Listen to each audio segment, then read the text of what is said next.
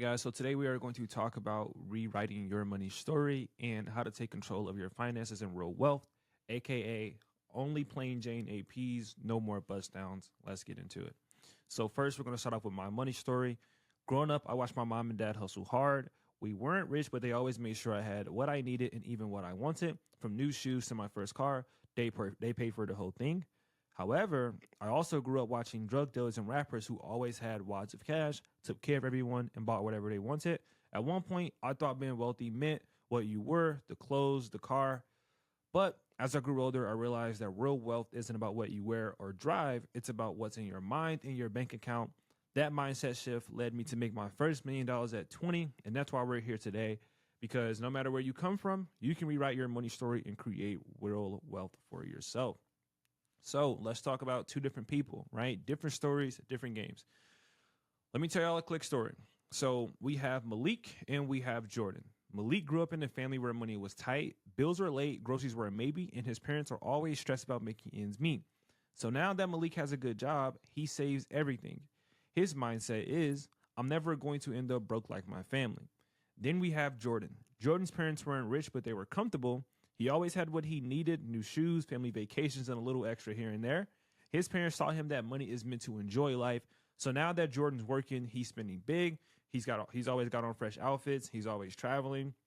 He's eating at nice restaurants, and he's staying up on all the latest gadgets, iPhone, AirPods, whatever the case. For Jordan, it's all about living in the moment because to him, money's meant to be enjoyed. Now, Malik thinks Jordan reckless. Malik thinks Jordan's reckless, and Jordan thinks Malik's uptight. But here's the thing. Neither one of them is crazy. They are just playing different money games based on where they came from. So you got Malik, this is finances. He saves every dollar, and he's determined not to be broke. And then you have Jordan, a spender, who grew up comfortable, spends on luxury and experiences, and believes money is for enjoyment. So now I got to ask, what is your money story? I want you to think back to your earliest memory of money. Was it your parents hustling to keep the lights on? Was it your first paycheck? Was it realizing someone else had more than you? I want you to write down that memory, and then number two, a belief it gave you about money, right? So if you grew up struggling with money, you probably think I got to save everything. Or if you grew up watching people spend a lot of money on things and that you thought that they were successful, you probably think I need to spend to feel successful. So what is your money story? Now, for me, like I said, I grew up seeing hustling everywhere. My parents worked and grinded nonstop to make sure I was good.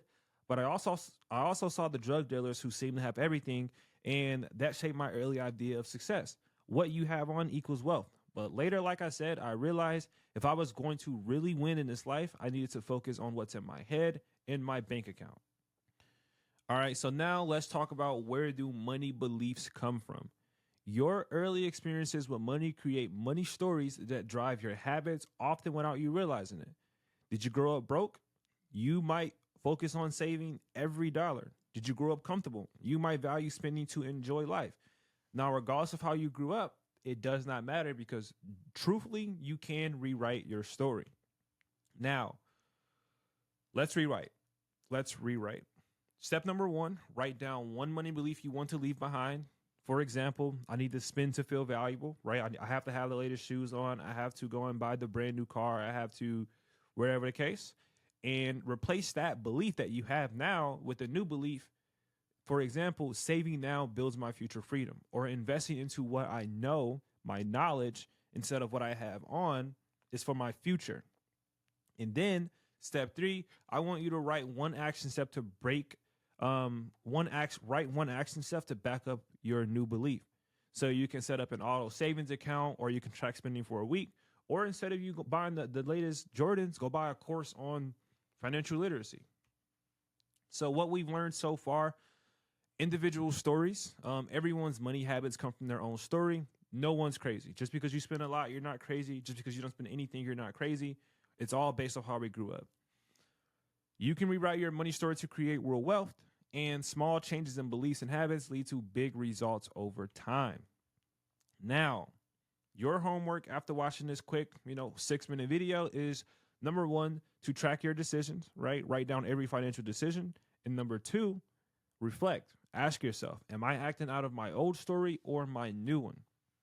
And the truth is this, like I already said, nobody's crazy about money. We're all living out the stories we've been told.